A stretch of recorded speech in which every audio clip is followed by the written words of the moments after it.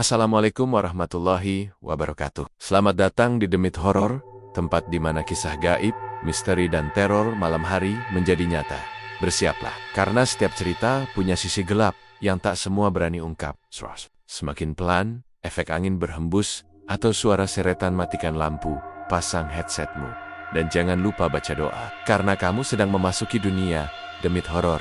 Matahari baru saja naik, tapi dapur warung milik Ibu Kastira sudah dipenuhi aroma santan dan rempah-rempah. Perempuan berusia 44 tahun itu sedang memasak nasi liwet. Menu andalannya yang ia jual sejak belasan tahun lalu bersama sang suami, Pak Tono. Warung kecil mereka berdiri di depan rumah. Tak jauh dari jalan raya yang menghubungkan kampung mereka ke pasar kota. Warung itu sederhana beratap seng, berdinding triplek yang mulai lapuk dan hanya punya 4 meja panjang dengan bangku plastik. Tapi dulu, tempat itu selalu ramai. Orang dari kampung sebelah pun rela datang jauh-jauh demi mencicipi nasi liwet buatan Bu Kastira. Namun, semua itu kini hanya tinggal kenangan. Sejak Pak Sus, mantan pedagang sayur yang kini membuka rumah makan modern di pojok kampung, mulai beroperasi 6 bulan lalu, pelanggan Bu Kastira satu persatu menghilang. Warung Pak Sus besar, terang, bersih, bahkan punya kipas angin dan wifi gratis. Sementara warung Bu Kastira semakin sepi, paling banter hanya 2 atau 3 orang yang mampir. Itu pun bukan pelanggan tetap. Bu Kastira mencuri pandang ke arah suaminya yang sedang duduk lesu. Di teras, Pak Tono terlihat lebih tua dari usianya yang sebenarnya. Rambutnya mulai memutih, dan tubuhnya makin kurus karena stres tak pernah habis. Ia batuk-batuk pelan, menutupi mulut dengan sapu tangan. "Apa Randy udah kirim kabar soal uang kuliah?" tanya Pak Tono tanpa menoleh. "Belum. Tadi malam dia cuma bilang kampus kasih waktu seminggu lagi buat lunasin tunggakan," jawab Bu Kastira sambil mengaduk kuali. Suaranya berat, hatinya lebih berat lagi. Mereka punya 2 anak. Randy, anak sulung mereka yang baru masuk semester 3 di salah satu universitas swasta di kota. Biaya kuliahnya mahal, apalagi jurusan teknik. Sementara anak bungsu mereka, Rara, baru duduk di kelas 6 SD dan sebentar lagi naik ke SMP seragam. Uang buku dan segala macam kebutuhan sekolah sudah menunggu. Tapi warung mereka hampir tak menghasilkan apa-apa. Uang tabungan sudah habis. Emas kawin satu-satanya sudah digadaikan. Bahkan motor satu-satanya pun sempat akan dijual jika tidak ada yang menawar terlalu rendah. Malam-malam, mereka akhir-akhir ini selalu diisi pertengkaran kecil. Atau kadang hanya dia membisu dengan mata sembab. "Kayaknya kita harus mulai cari kerja lain, Tirah," kata Pak Tono lirih. "Warung ini udah nggak bisa diandalkan lagi." Kalimat itu seperti tusukan pisau di dada Bu Kastira. Ia menahan air matanya, menahan emosi. Warung ini bukan sekadar tempat mencari uang. Ini harga diri, ini Yusah. Ia bangun dengan darah dan keringat selama hampir 2 dekade. Tapi ia juga tahu, keadaan mereka memang sudah di ujung tanduk. Yang membuatnya semakin tertekan adalah ejekan halus dari orang-orang. "Sekarang mah, nasi liwet udah ketinggalan zaman. Orang-orang maunya yang kekinian," kata tetangganya suatu hari. Bahkan ada yang berbisik bahwa Pak Sus dulunya belajar dari Bu Kastira sebelum membuka rumah makan sendiri. Dan kini malah menyainginya habis-habisan. Malam hari itu, saat warung tutup lebih awal karena tak ada satupun pembeli, Bu Kastira duduk sendirian di dapur. Lampu gantung temaram membuat bayangan panci dan kuali besar terlihat mengerikan di dinding. Ia memandangi kuali yang dulunya penuh nasi. Sekarang hanya ada kerak gosong dan air bekas cucian beras. Tiba-tiba, ia teringat bisik-bisik dari seorang pelanggan lama, Bu Rumini, yang dulu sering cerita soal seorang dukun tua di kampung sebelah, yang katanya bisa membantu siapa saja yang kepepet uang. "Tapi itu jalannya nggak lurus, Bu," kata Bu Rumini waktu itu. "Kalau mau kaya cepat, pasti ada yang harus dikorbankan." Dada Bu Kastira berdebar, pikirannya kacau. Ia tak percaya. Langit mendung, menggantung di atas kampung. Hawa lembab menyesakkan dada, dan suara guntur sesekali menggelegar dari kejauhan. Seolah langit pun ikut memikul beban berat yang sedang dirasakan Bu Kastira. Sudah seminggu berlalu sejak malam kelam itu, warung nasi liwet miliknya semakin sepi. Bahkan, pada hari Minggu, hari yang seharusnya paling ramai, tak ada satupun pelanggan datang. Hanya suara lalat berdengung di atas panci kosong dan kerse-kersi plastik yang penuh debu. Bu Kastira duduk diam, memandangi dinding dapur yang mulai retak. Bibirnya gemetar meski tak mengucap sepatah kata pun. Randy menelepon pagi itu. Suaranya terdengar panik dan putus asa. "Bu, tolong, pihak kampus ngasih waktu cuma sampai Jumat. Kalau nggak dibayar, aku dikeluarin. Tolong Bu." Bukastira hanya bisa menggigit bibirnya, air matanya menetes diam-diam. Ya, Enduk, nanti ibu usahain. Setelah telepon ditutup, ia hanya bisa terdiam. Kata-kata itu keluar begitu saja, padahal ia sendiri tak tahu harus mencari uang dari mana. Hutangnya di warung kelontong sebelah sudah menumpuk. Pinjaman koperasi juga sudah ditolak, karena cicilan sebelumnya masih macet. Ia bahkan pernah mencoba menggadaikan warung. Tapi siapa yang mau membeli tempat sepi dan tua seperti itu? Pak Tono hanya bisa tertidur seharian. Demam tak kunjung turun. Nafasnya pendek, dan tubuhnya menggigil. Ia menolak dibawa ke puskesmas. Mungkin karena tahu mereka sudah tak punya apa-apa lagi. Sementara itu, si Bung Surara mulai sering murung di sekolah. Ia malu. Sering diejek karena memakai sepatu sobek dan tas lusuh. Pernah suatu hari ia pulang menangis karena teman-temannya mengejek bekalnya yang hanya berisi nasi putih dan garam. Bu Kastirah merasa tubuhnya mulai remuk oleh tekanan yang tak kunjung reda. Hingga suatu malam, saat ia tengah membersihkan dapur, dengan tubuh letih dan mata setengah tertutup, terdengar suara ketukan pelan dari depan rumah.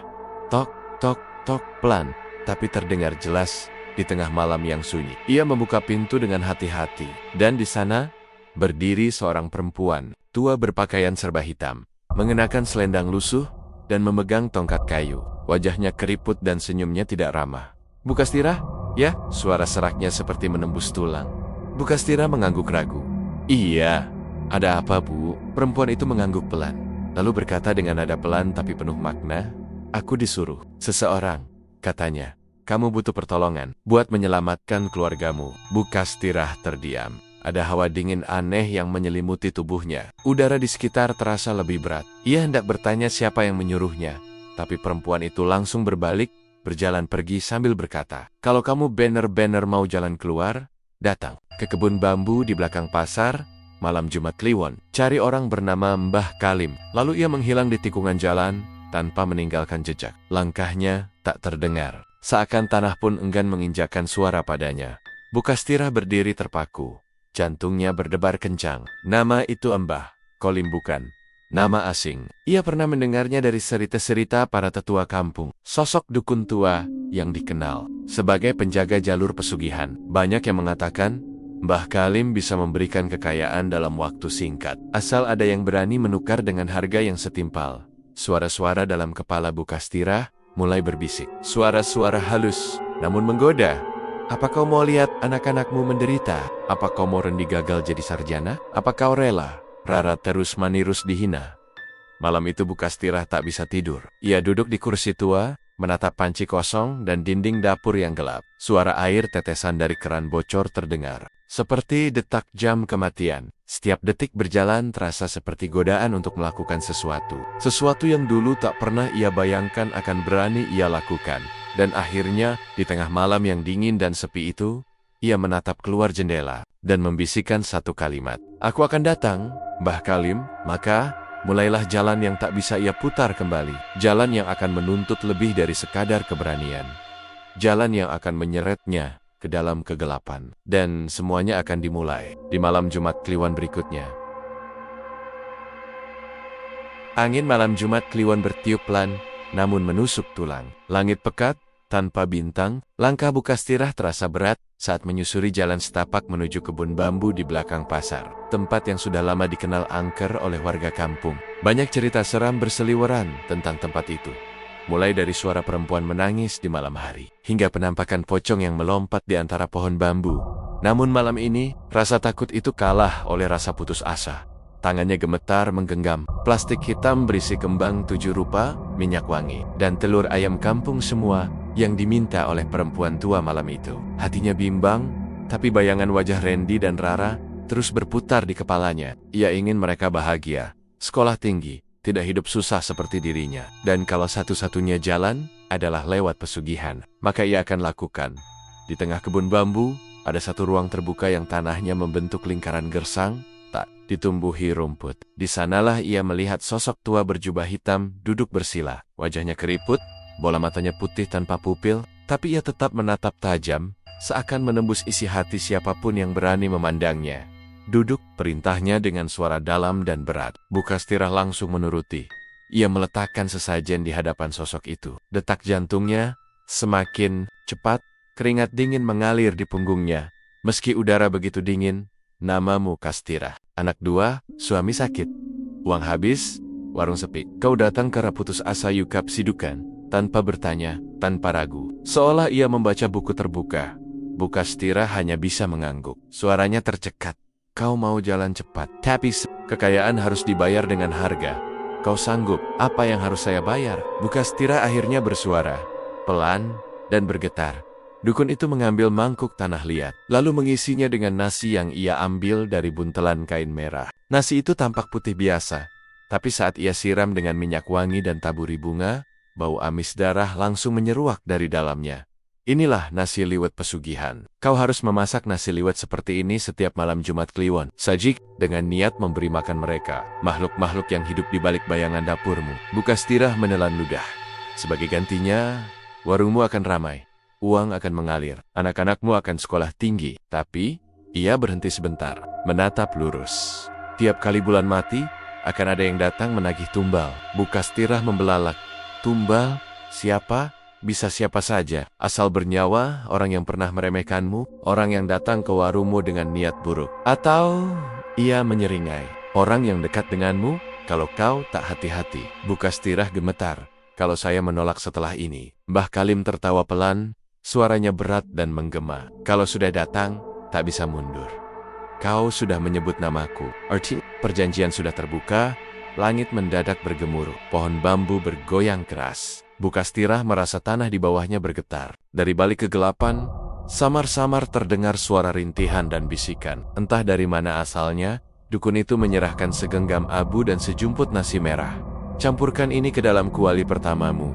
Sajikan tanpa doa, biarkan mereka makan. Maka, warungmu akan hidup kembali. Tanpa sadar, Bu Kastira menerima bungkusan itu. Tangan dan tubuhnya gemetar. Pikirannya berteriak untuk kabur, tapi kakinya terpaku, seolah ada kekuatan tak terlihat yang mengikatnya pada tempat itu. Tiba-tiba, dari arah belakang bambu, terdengar suara langkah kaki. Berat, menyeret. Bu Kastira menoleh, dan di antara rimbunan bambu, ia melihat sesosok bayangan tinggi besar. Matanya merah membara, dan wajahnya tertutup topeng tanah liat. Makhluk itu hanya berdiri mematung, tapi udara langsung membeku. Mbah Kalim tersenyum sambil menunduk. Kenalkan, itu penjaga tumbalmu. Bu Kastira tak kuat lagi. Ia langsung berdiri, memohon izin pulang. Pergilah, tapi ingat, jangan pernah berhenti menyajikan nasi liwet pesugihan. Sekali kau berhenti, keluarga akan menjadi gantinya. Dalam perjalanan pulang, Bu Kastira berjalan dengan tubuh lemas. Langit sudah mulai terang, tapi kegelapan terasa masih menempel di kulitnya. Di tangannya, ia menggenggam kunci menuju kekayaan, dan juga kunci menuju pintu neraka yang akan terbuka. Pagi itu, langit tampak biasa. Tak ada tanda-tanda perubahan, tapi di dalam hati Bu Kastira, semuanya terasa berbeda. Ia berdiri di dapur, memandangi kuali besar di atas tungku. Tangan kirinya memegang bungkusan kecil yang ia bawa pulang dari kebun bambu isi nasi merah dan abu hitam yang baunya menyengat seperti daging busuk. Sementara, tangan kanannya bergetar ketika memasukkan bumbu nasi liwet seperti biasa. Namun, pagi ini, ada satu hal yang membuat jantungnya berdegup keras. Ini adalah nasi liwet pertama yang akan ia sajikan setelah melakukan perjanjian pesugihan dengan langkah pelan. Ia membuka bungkusan itu dan mencampurkan isinya ke dalam kuali.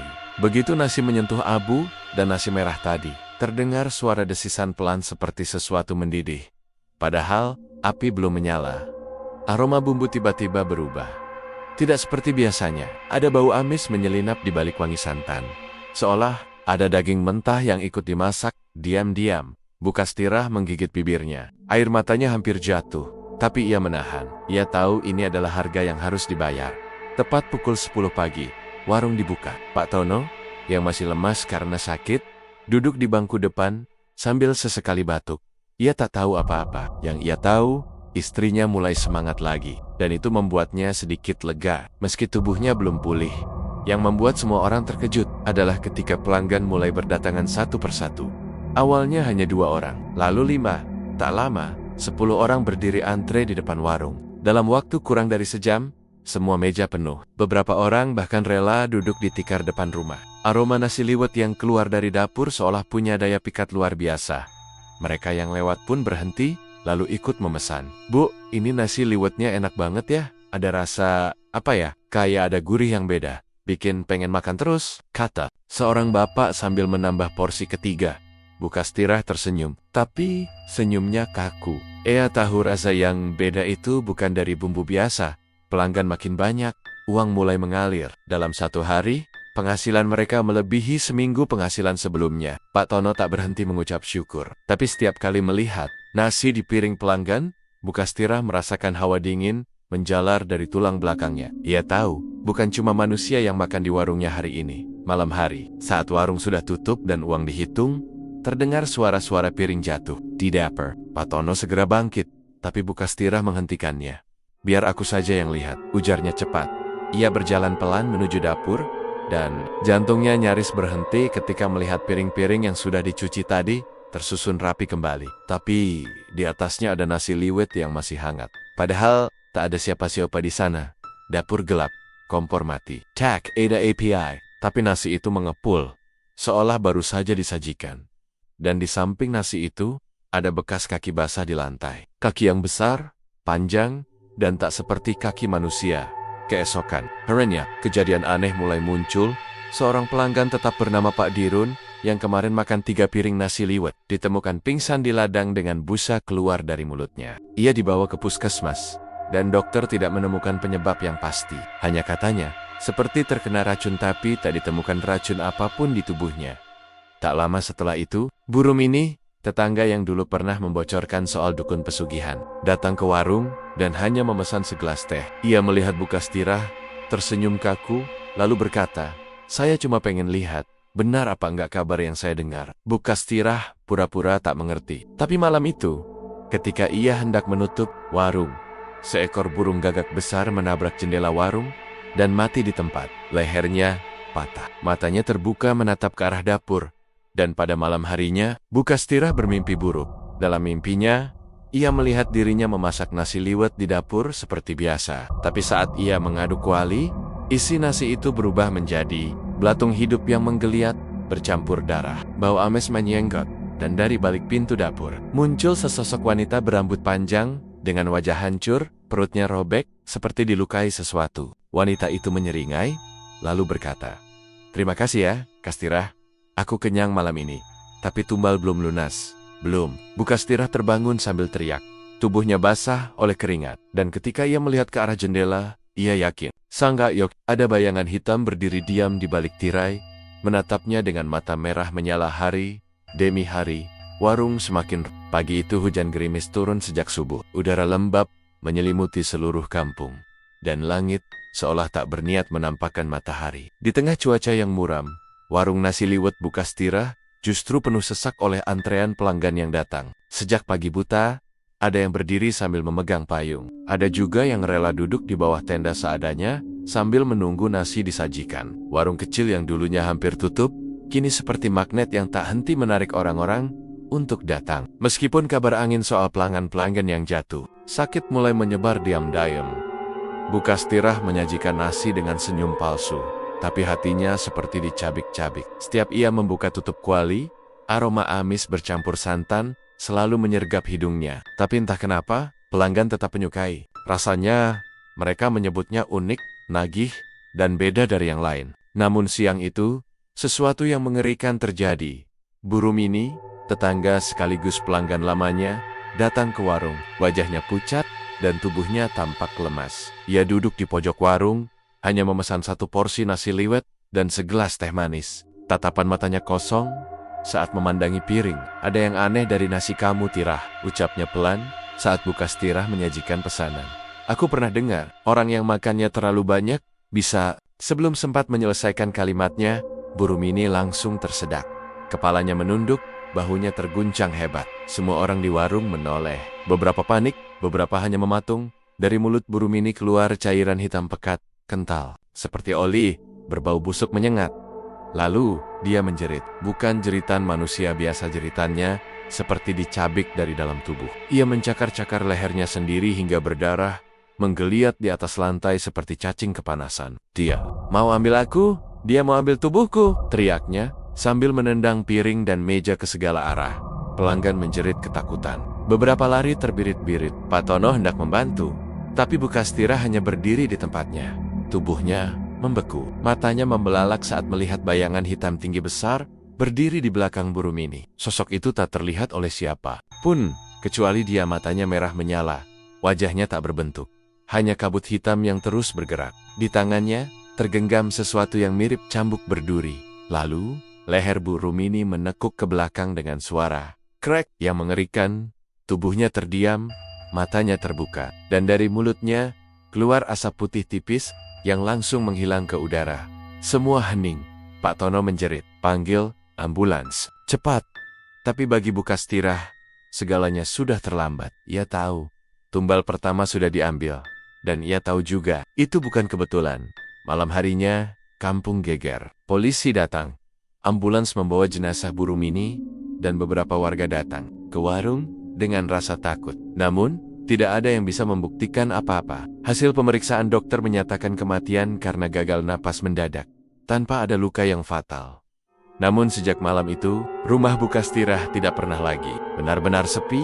Di dapur, panci-panci bergoyang sendiri. Sendok jatuh ke lantai, meski tak ada angin. Bau amis makin tajam tiap malam, seperti darah segar. Bahkan Rara mulai mengeluh tak bisa tidur, karena mendengar suara orang menangis dari balik dinding dapur.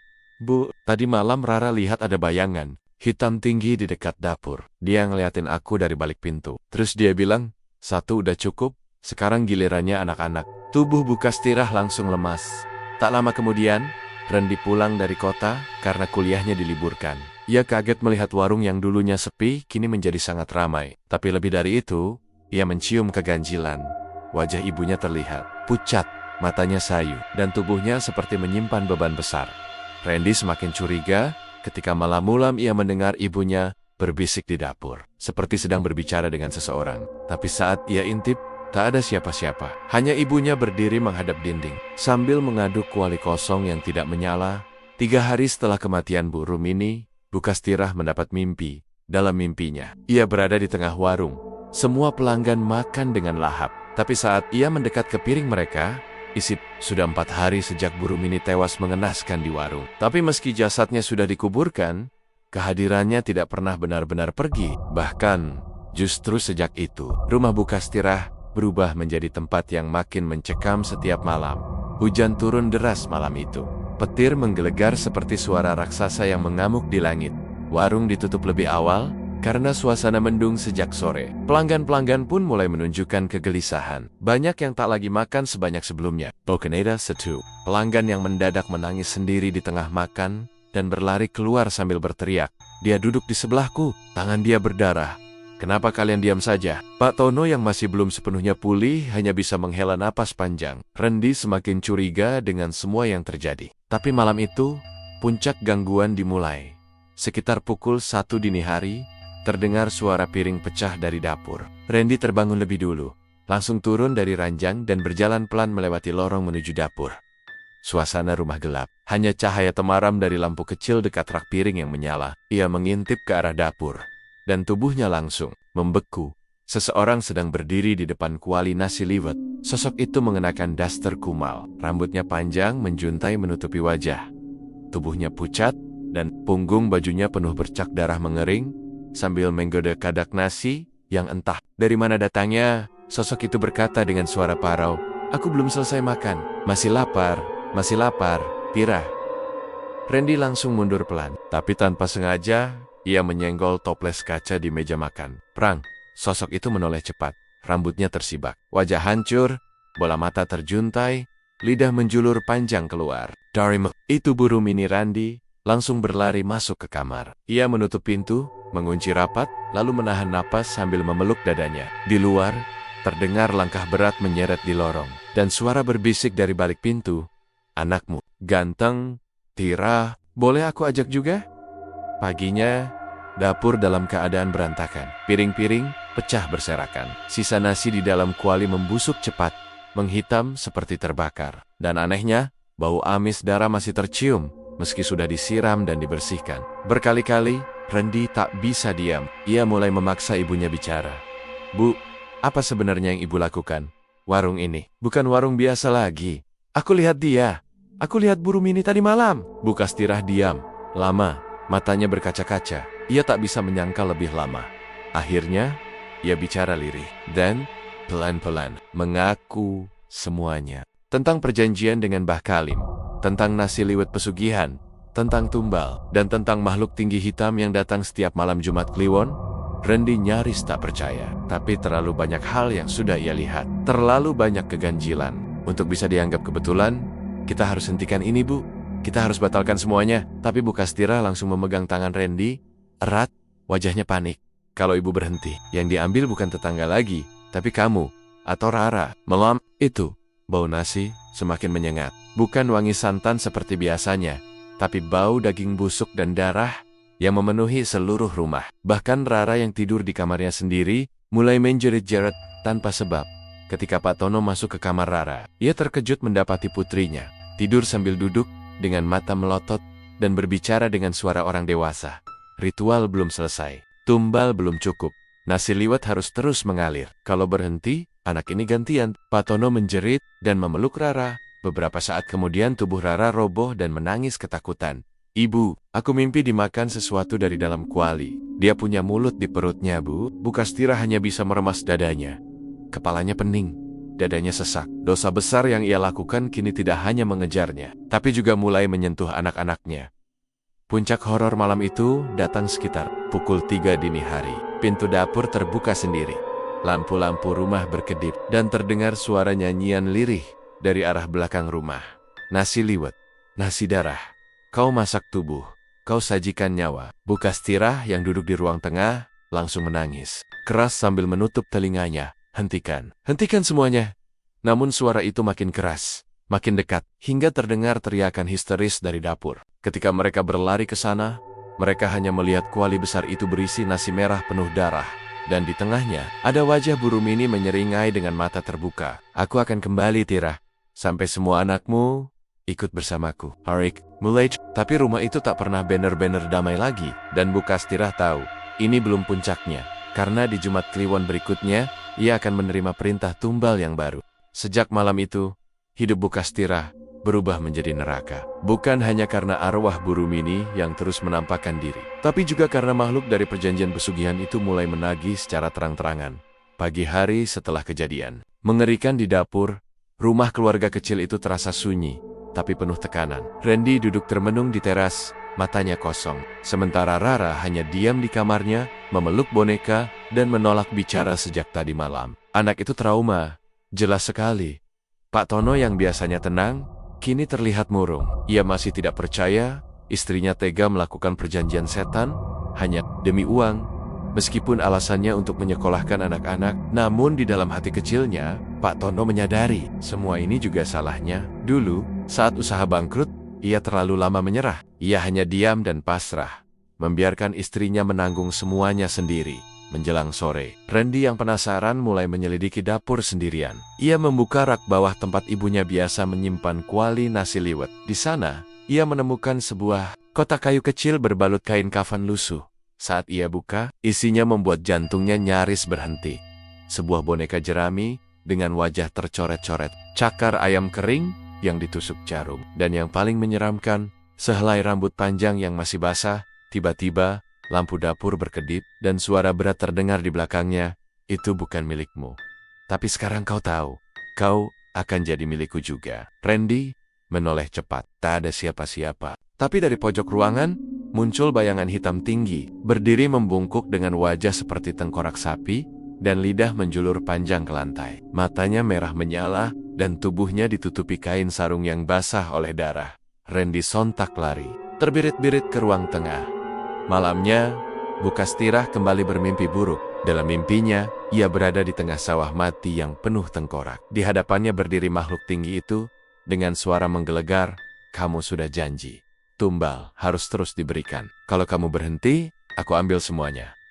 Suami, anak lelaki, anak perempuan, dan warungmu akan jadi rumahku." Bu Kastira menangis sambil memohon, "Jangan anak-anakku, jangan keluarga saya. Saya akan cari tumbal baru. Saya janji." Makhluk itu menyeringai. Kemudian dari balik kabut sawah itu muncul Bu Rumini yang berjalan terseok. Perutnya robek dan mengeluarkan nasi merah panas yang mendidih. Bu Rumini menatap Bu Kastira dan berkata, "Satu tumbal sudah diambil. Sekarang kau harus cari pengganti." Atau aku ambil si kecil. Keesokan harinya, Rara tiba-tiba kerasukan saat sarapan. Anak kecil itu menjatuhkan sendoknya, lalu tubuhnya kaku. Dari mulutnya keluar suara dewasa, berat dan serak. Kakiku dibakar, mataku dicungkil, darahku disiram ke nasi. Sekarang giliranku mencicipi daging anakmu. Seketika semua orang panik. Pak Tono memeluk Rara, membaca doa dengan suara gemetar. Bu Kastira hanya bisa menangis sambil menutupi wajahnya. Randy berusaha menenangkan, tapi Rara meronta hebat seperti bukan lagi dirinya. Setelah 5 menit, Rara pingsan. Tubuhnya lemas seperti habis berlari jauh. Di kamar, saat dibaringkan, Rara hanya bisa berkata lemah, "Ibu, kenapa dia bilang aku yang berikutnya?" Malam itu, ketukan datang dari dapur. Tidak seperti malam biasanya. Kali ini, ketukan terdengar seperti irama seseorang menabuh lesung, duk, duk, duk, duk, duk, diikuti suara wanita menyanyikan tembang Jawa kuno. Tapi dengan nada yang menyeramkan dan suara yang bergema, Pak Tono nekat membuka pintu dapur. Dan di sanalah ia melihat makhluk pesugihan itu untuk pertama kali. Makhluk itu berdiri setinggi langit-langit. Tubuhnya kurus panjang, kulit hitam legam seperti hangus. Wajahnya campuran antara manusia dan kerbau, dengan mulut besar penuh gigi tajam yang mengunyah tulang. Tapi yang paling mengerikan adalah tangan kirinya memegang kepala burung mini yang masih hidup. Menjerit dalam kesakitan, makhluk itu menunjuk Pak Tono dengan jarinya yang panjang dan menghitam, lalu berkata, "Keluargamu belum cukup. Kau ingin semua ini selesai? Pilih siapa yang akan mati selanjutnya. Atau aku yang memilih." Pak Tono pingsan seketika. Keesokan paginya, tubuh Pak Tono panas tinggi. Tubuhnya gemetar seperti sedang melawan sesuatu di dalam dirinya. Randy tahu, waktunya sudah hampir habis. Dan Bu Kastira, sejak malam itu, Bu Kastira sadar satu hal, waktunya hampir habis. Makhluk itu tidak main-main. Jika ia tidak segera menyerahkan tumbal baru, maka satu persatu anggota keluarganya akan diambil. Tidak bisa lari, tidak bisa sembunyi. Pagi itu, warung nasi liwet miliknya kembali ramai. Tapi berbeda dari biasanya, setiap wajah pembeli terlihat asing. Beberapa di antaranya bahkan hanya menatap nasi, tanpa berkata apa-apa. Ada seorang pria tua dengan mata merah yang duduk diam, sampai nasi di piringnya membusuk. Ada pula seorang ibu membawa bayi, tapi bayinya tidak menangis, bahkan tidak berkedip. Suasana menjadi dingin, mencekam, seperti warung itu kini bukan lagi warung biasa. Randy memperhatikan semuanya dari balik tirai dapur. Ia tahu, warung ibunya telah jadi tempat makhluk itu menaruh jejaknya. Warung itu seperti menjadi panggung di mana roh-roh penasaran, makhluk dari dunia bawah, dan entitas jahat berkumpul menanti hidangan utama. Tumbal baru. Bu Kastira gelisah. Ia tahu ini salah, tapi ia juga tahu makhluk itu tidak bisa dibohongi. Ia butuh korban, darah, nyawa. Maka dengan berat hati, ia meranjang. Renkanek mengorbankan tetangganya sendiri, Pak Sus. Pak Sus adalah pesaing suaminya. Usahanya naik pesat beberapa bulan terakhir. Dan diam-diam dia menghina keluarga Bu Kastira sebagai penjual makanan miskin. Ia merasa tindakan ini adil. Pak Sus juga orang jahat. Bu Kastira pun menyelinap ke rumah Pak Sus malam itu. Ia membawa nasi liwet berbungkus daun pisang yang sudah dirapal mantra dari buku pesugihan. Mantra itu akan mengikat roh Pak Sus saat memakan nasi tersebut. Dengan alasan permintaan maaf dan perdamaian, Bu Kastira menyerahkan makanan itu sambil tersenyum lemah. Pak Sus tanpa curiga, menerima dan menyantapnya. Malamnya, teriakan terdengar dari rumah Pak Sus. Warga datang melihat Pak Sus ditemukan menggeliat di lantai. Tubuhnya seperti dibakar dari dalam. Darah keluar dari matanya dan dari mulutnya. Mengalir nasi panas yang mengepul. Tak ada yang tahu apa yang sebenarnya terjadi. Polisi hanya mencatat kematian mendadak karena keracunan berat. Tapi Bu Kastira tahu, ia baru saja menyerahkan tumbal kedua. Tapi semua tidak berjalan seperti yang ia harapkan. 3 malam kemudian, makhluk pesugihan itu muncul kembali dalam mimpinya.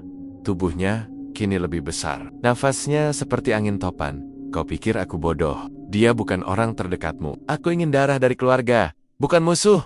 Tapi bukankah sudah cukup? Tidak, ini belum selesai. Sekarang giliran suamimu, dan setelahnya anak perempuanmu. Makhluk itu membuka mulutnya lebar-lebar, dan dari dalamnya muncul tangan Pak Tono yang terikat dan berlumuran darah. Lalu terdengar jeritan kecil Rara, memohon, "Ibu, tolong, aku dingin." Bu Kastira bangun dengan nafas tersengal. Baju tidurnya basah oleh keringat. ia tidak bisa diam lagi. Ia harus menyelamatkan keluarganya, walau dengan harga nyawanya sendiri. Keesokan harinya, Bukastirah pergi ke gunung tempat ia dulu melakukan ritual pesugihan. Ia membawa semua benda yang digunakan dalam perjanjian, kuali nasi, bonka jerami, dan uang darah pertama. Ia datang sendiri, dan kali ini bukan untuk meminta, tapi untuk menawarkan dirinya. Di tengah hutan, saat malam mulai turun, ia menyalakan lilin merah dan menaburkan abu dari dapur warungnya ke tanah. Angin berputar kencang, daun-daun berjatuhan dari atas, dari balik kabut. Makhluk pesugihan itu muncul lagi, tapi kali ini lebih mengerikan. Tubuhnya menjalar seperti asap, kepalanya bercabang 3. Suaranya menggema dalam ratusan suara sekaligus. Kau ingin menghentikan semua ini? Ambil aku, tapi jangan sentuh keluargaku lagi. Aku menyerahkan diriku sebagai tumbal terakhir. Makhluk itu diam. Lalu ia tertawa panjang dan dalam, membuat pepohonan bergetar. Lidahnya menjulur, menyentuh wajah Bukastirah. Baik, tapi kau harus memasak satu kali lagi nasi tarekir dengan daging milikmu sendiri. Bukastirah pulang ke rumah dengan tubuh gemetar. Ia tahu yang dimaksud. Ia harus memasak nasi liwet dengan darah dan dagingnya sendiri. Itu adalah perjanjian akhir. Setelah itu, pesugihan akan berakhir, tapi hidupnya juga selesai. Malam itu, ia mengurung diri di dapur. Ia rebus air, masukkan bumbu, lalu mengiris lengannya sendiri. Darahnya mengucur ke dalam panci. Tangannya gemetar, tapi ia tetap melanjutkan. Di luar, Rendi mendengar suara dari dapur. Ia mendobrak pintu dan terkejut. Ibunya sedang mengiris daging pahanya sendiri. Air mata menetes deras, tapi mulutnya tersenyum lirih. Maafkan Ibuna, ini satu-satunya cara agar kalian tetap hidup. Rendi menjerit dan memeluk ibunya, tapi tubuh Bukastirah sudah lemah. Wajahnya pucat, dan ia jatuh tak sadarkan diri di pelukan anaknya. Saat ambulans datang, Bukastirah sudah tak bernyawa. Tapi yang aneh, di sekeliling tubuhnya, nasi liwet terakhir itu beraroma harum luar biasa. Semua orang yang menciumnya menangis. Entah kenapa, 7 hari setelah kematian Bukastirah, suasana rumah itu masih sunyi. Pak Tono banyak berdiam diri, duduk di serambi rumah sambil menatap kosong ke arah warung yang kini tertutup rapat dengan kayu dan paku. Rendi mencoba kuat, ia kembali ke kampus, membawa beban besar dalam diam. Sedangkan Rara, yang baru berusia 12 tahun, semakin sering berbicara sendiri. Suatu malam, Pak Tono mendengar Rara berbisik pelan di kamarnya, seperti sedang berbicara dengan seseorang.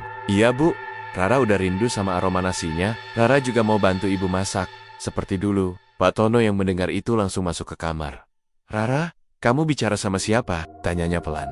Rara menoleh dan tersenyum. Sama ibu sering datang Pak, tapi nggak lewat pintu. Dia keluar dari panci nasi liwet. Beberapa hari kemudian, kejadian ganjil mulai muncul. Warung yang sudah disegel itu berubah sendiri saat malam. Pintu kayu terbuka, tirai sobek tertiup angin, dan dari dalamnya tercium aroma nasi liwet yang sangat harum, seperti buatan Bukastirah dahulu.